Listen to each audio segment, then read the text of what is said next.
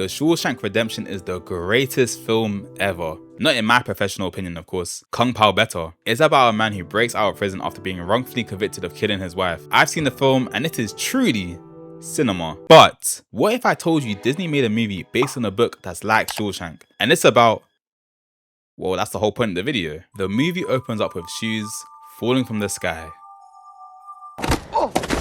Yeah, that defo hurt. Those boots are size 13 minimum. This is Stanley Yelnuts IV, a kid that was in the wrong place at the wrong time. Feds apprehend Stanley and take him home, where we're introduced to his family. His mom, I don't know her name, his dad, Stanley Yelnuts III, and his grandfather, Stanley Yelnuts II. Not gonna lie, the family's it's a bit weird. His dad is an inventor that's trying to find a cure for foot odor. In other words, he's got a foot fetish. And his granddad is just hella old. It turns out the shoes he found belonged to a famous baseball player called Clive Livingston, aka Sweet Feet. P.S. Almost every character has a nickname. Sweet Feet recently donated the boots to a homeless shelter, but they went missing shortly after. So when the feds saw Stanley running with the shoes, they thought he was the guy. When it came to the sentencing, the judge gave Stanley two options: Camp Green Lake or jail. So obviously he chose the camp. But the camp is basically a prison, just in the desert. They have orange jumpsuits, terrible food, fights, the whole works. The only differences are that instead of shivs, they got rattlesnakes and deadly lizards. Also, a certain demographic is missing.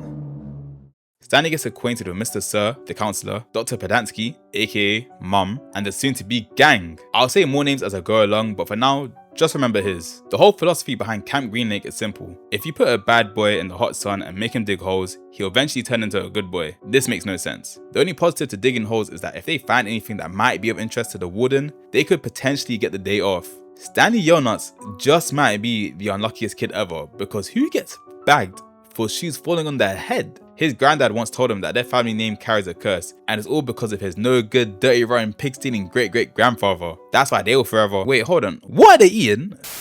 The origins of the curse date back to the 19th century. Their ancestor Elya Yelnuts was working on a farm in Latvia when he noticed a beautiful girl, but instead of speaking to her like a normal person, he went straight to a witch doctor. The fortune teller said, "Don't marry her, she's stupid. Go to America instead, you will have a better life over there." He didn't take the advice and rather asked her father for his blessing, even though he knew absolutely nothing about her. He wasn't the only one trying to bag a wife, however. A guy named Igor was also in the running because he had a fat pig to offer. Elya went back to Madame Zeroni for more advice. She told him to take this pig up the mountain every day and make it drink from the stream while singing to it. If only the woodpecker sighs. The bark on the tree was as soft as the sky.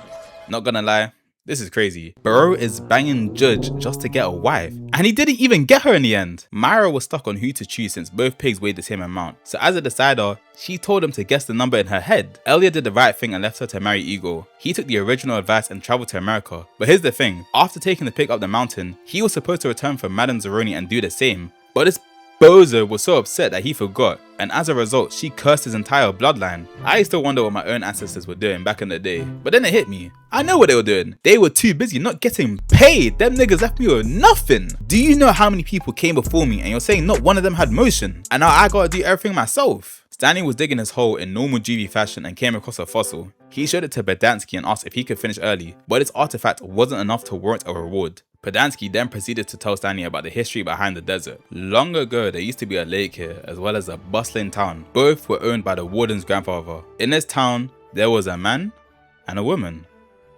Allow me, okay, this is my third time writing the script. Sam was an onion seller and Catherine was a teacher. She gave him peaches and he gave her onions. But most importantly, the two of them were in love. But you know how the Wild West be, it's a sausage party. They had like one woman for every 100 men. So Sam wasn't the only guy who wanted her. Half the town did. Guys don't know about Latvia, I might have to go there one day.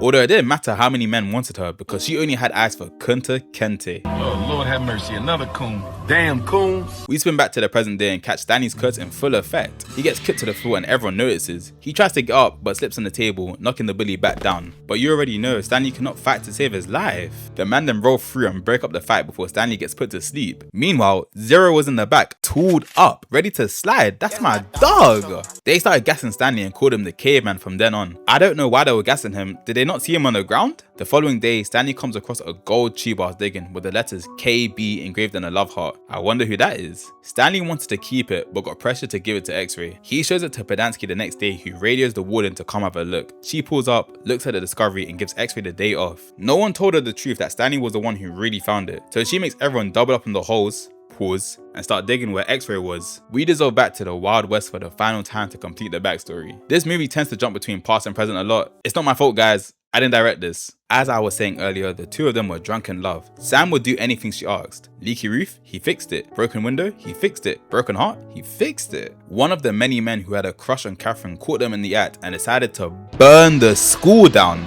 This is valid. Nah, I'm joking, this was dumb because even he was being taught at the school. She goes to the sheriff to report what was happening, but he was too drunk to give a toss. Apparently it's against the law for Sam, a black man, to be kissing a white lady. The punishment? Hanging. Catherine loved Sam so much that she wanted to get hanged with him. Sam inevitably dies, not by hanging, but rather...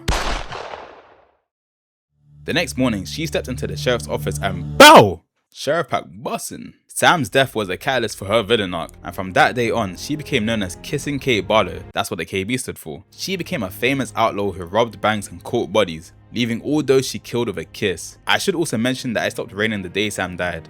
The lake dried up under the heat, and that's how the desert was formed. During her villain saga, Catherine crossed paths with Stanley Yelnats the First. She robbed him and left him stranded in the desert. However, he managed to survive as he supposedly found refuge on a place called God's Farm.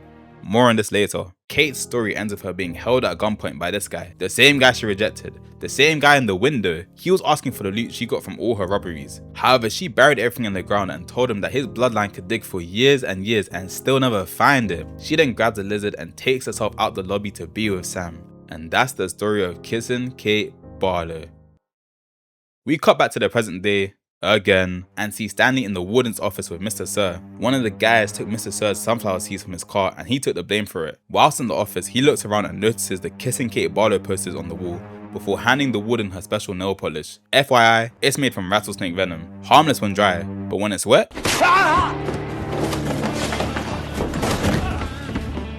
Yeah, she's insane. Stanley went back and didn't say nothing. He returns to his hole only to find that Zero completed it for him. To show his gratitude, he gave him reading lessons since earlier in the movie he mentioned that he couldn't. And in exchange, he will help Stanley dig so that he won't be so tired when teaching. The two of them got closer and Zero eventually told him his real name, Hector Zeroni. Funny enough, they're both from the same area.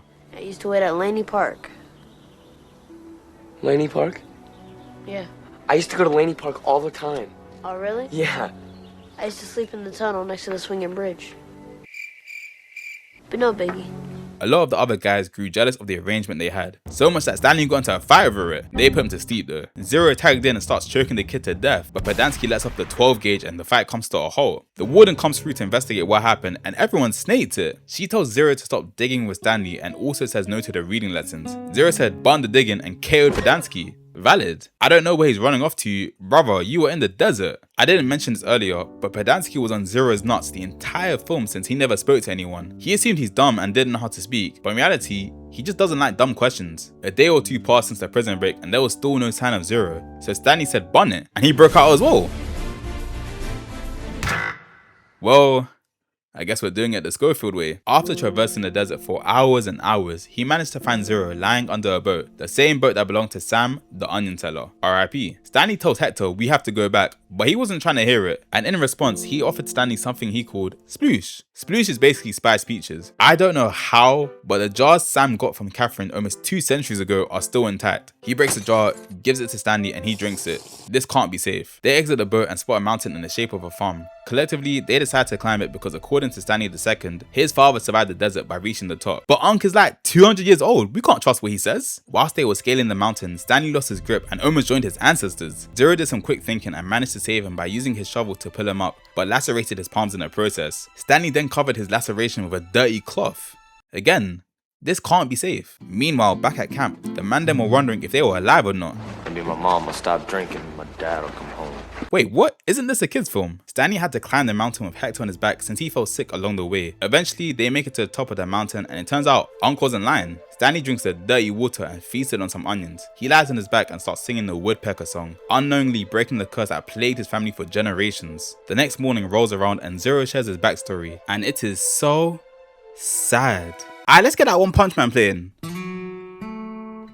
Yeah, that's right. Hector Zeroni was homeless. His father is estranged and his mother abandoned him at the park. He was at the shelter one day and saw that the shoes had been donated. He didn't know they were famous, he just knew that he liked them. He liked them so much he wore them on concrete. Hector heard the sirens and decided to dash the shoes over the bridge, and that's how Stanley ended up in juvie. But he wasn't even mad at what he did. If anything, he was grateful. The two of them go back to Camp Green Lake and dig one last hole. They dug in the same spot where Stanley found the tube and came across a Fortnite chest. But they got busted. Hella lizards spawned in and now them boys can't move. That's not even the worst part, because Pedanski came through and told Stanley his lawyer came to free him whilst he was on the mountain. The warden says let's wait until the morning, hoping that the lizards will kill them. But since lizards don't like onions, they were Gucci. They both exit the hole and Zero shows everyone that the chest has Stanley's name on it. The lawyer slides through and told Stanley to get his things, but he can't leave without Hector, so she asks for his file to see what can be done. The rest of the guys pull up and everyone was happy to see them alive. The counselors all got arrested for the improper use of the camp and the loss of Hector's file. As they were about to get into the car,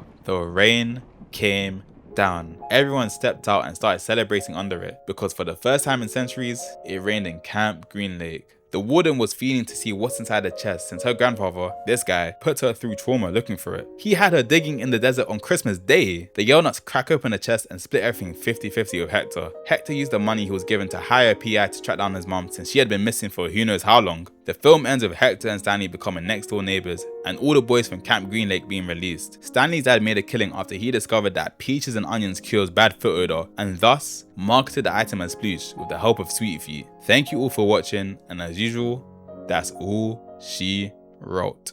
語れない眠れないとろいメ